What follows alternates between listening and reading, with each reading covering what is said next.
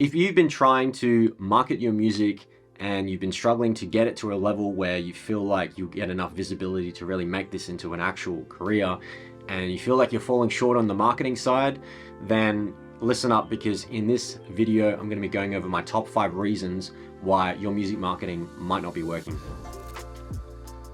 Now, my first reason is that you're competing with millions of other music producers in the world that are all doing the exact same thing as you. We're now living in an industry that is extremely oversaturated because of the excessive amount of resources that are now readily available. Think about the accessibility now, how easy it is to become a producer and then also get good at being a producer.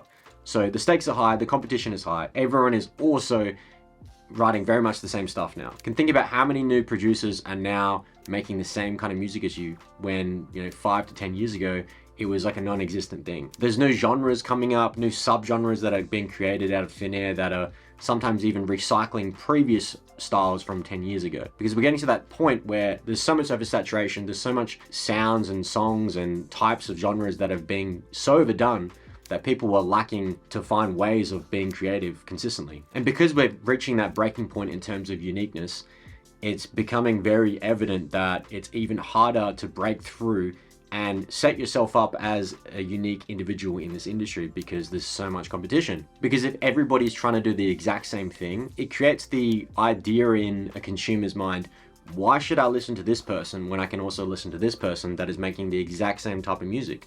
What else are they bringing to the table? And so we then have to take a step back and think, it's not just the music here. We have to think about the content, the marketing, the personal brand. All of this is what's going to really create some kind of differentiation.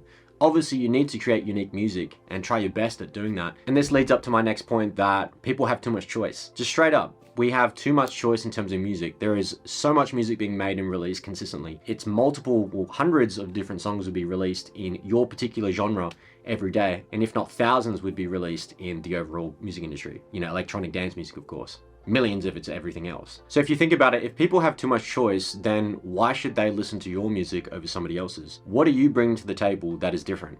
Of course, we can look at your sound. What are you doing with your sound design that is different? How are you influencing your genre and style? Hasn't been done before? Is it recycling something from 10 years ago and bringing it to the forefront? But at the end of the day, even if you do have that, there's still going to be a lot of other things you need to bring to the table. And that's a lot to do with like your content strategy. Because when we're talking about our marketing here, of course, the product needs to be unique, but if you're not presenting it in a way that actually is also unique through storytelling, then there's not going to be very much incentive for somebody to even listen to it in the first place. Because when somebody comes across your socials and discovers you for the first time, they might have not even listened to your music before. They might have just found your socials. And so if your socials aren't unique and also providing that same kind of experience that your music does in terms of being unique, then people aren't even going to listen to your stuff in the first place. So let's ask ourselves, how do we make our content strategy and our overall brand more unique? Which leads it to my next point, which is your content strategy needs to be unique.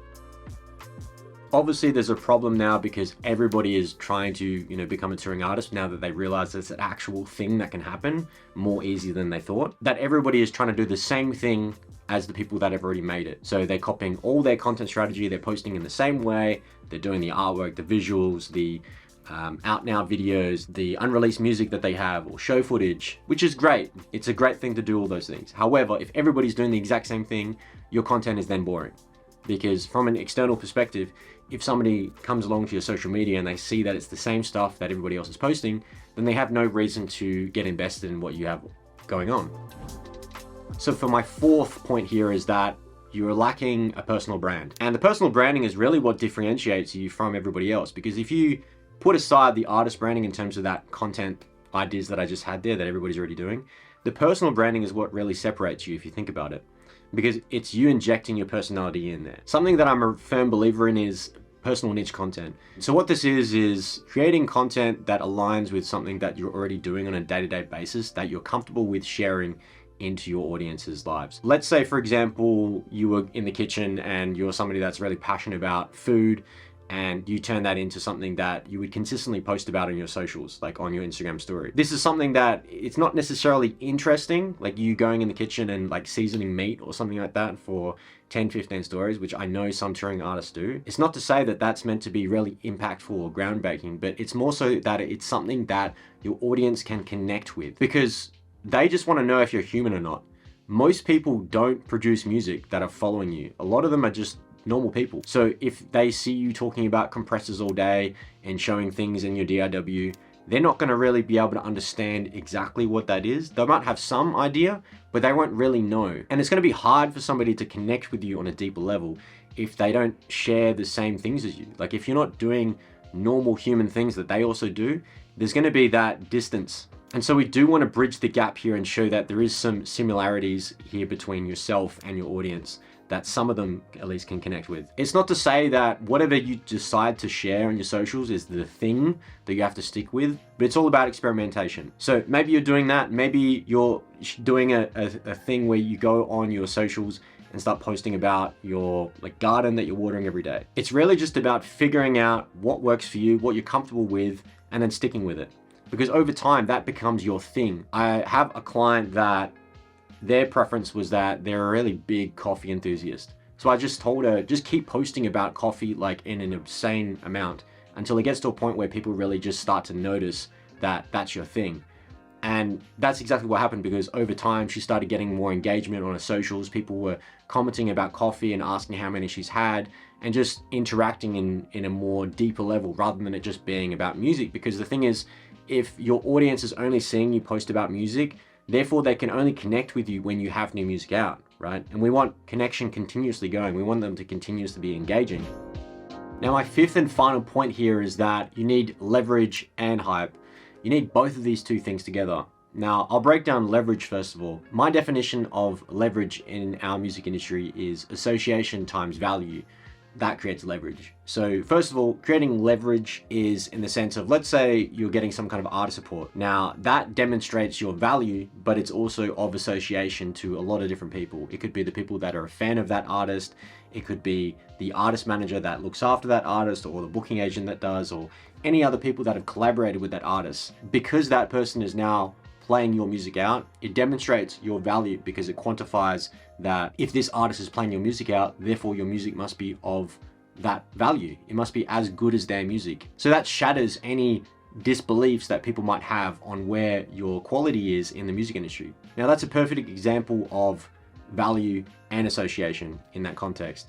Now, in terms of value, you can be providing value to all sorts of people. It can be to your audience and whatnot, but it might not be of association to them. So if you want to win over more people from a particular audience, let's say it's people that are a big fan of a particular label, if you then release on that label, that automatically opens up so many doors to that audience, because now they see your value and they are associated with that value as well, which creates leverage. And so you can use these things to get other things. Once you have that, you can move on to the next thing. And as I explained in a previous video about, getting a higher tier artist manager through leverage, it's the same thing there. And if you haven't checked out that video, I highly recommend it if you want to learn more about leverage. Now, on the other side here, let's talk about hype. Now, hype isn't how good you are, but it's how good people think you are in a short time frame. So if we're able to land a lot of leverage in a short amount of time and start acquiring things such as artist support, getting on a specific label, maybe you're getting virality through social media. If you're getting all these things in a very short time frame, that's what creates hype, because people start talking about you. They start wondering where you came from. What's your next move? Why is everybody talking about you?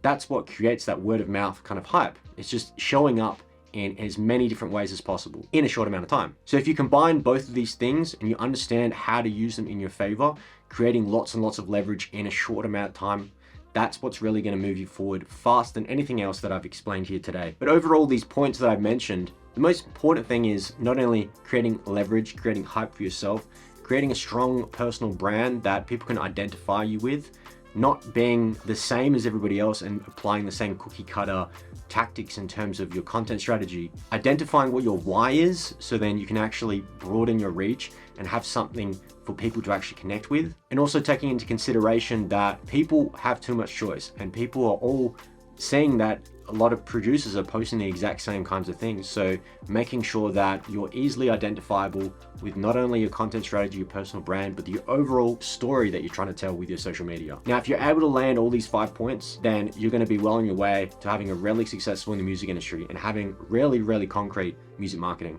Now, if all of this is quite overwhelming for you and you need an extra hand, an extra set of eyes on your brand and your marketing in terms of getting it to that next level, Maybe you feel like you've been trying all of this stuff already and you feel like you're still not getting the results that you're hoping for. Then what you can do is click the link in our bio, and that will take you over to our website where you can sign up for some free cool resources in terms of how to get your music label ready and how to get your artist brand tour ready. And on top of that, you can also book in a call with myself or one of the other student advisors, and then from there we can see if you're a good fit for Industry Set or not. You might not be a good fit, we might not be able to help you, but the only way to find out is to actually have a conversation about it.